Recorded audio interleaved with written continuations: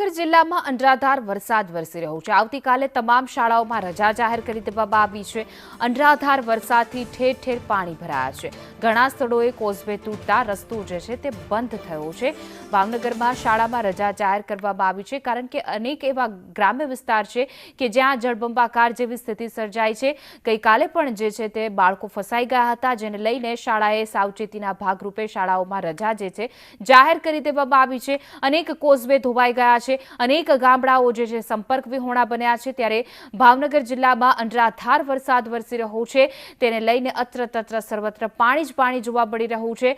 મેઘો મહેરબાન થયો છે, મન મૂકીને વરસી રહ્યો છે। અનેક નદી નાળા છલકાયા છે, નદીમાં નવા નીરની આવક થઈ છે, તો અનેક જગ્યાએ લોકો ફસાયા છે, તેનું રેસ્ક્યુ પણ કરવામાં આવી રહ્યું છે। એનડીઆરએફની ટીમ પણ સ્ટેન્ડ બાય છે, આ સાથે પ્રશાસન પણ ખડે પગે છે, પરંતુ કોઈ દુર્ઘટના ન સર્જાય, કોઈ અનિચ્છનીય ઘટના ન બને તેને લઈને શાળામાં બાળકો માટે રજા જે છે જાહેર કરી દેવામાં આવી છે।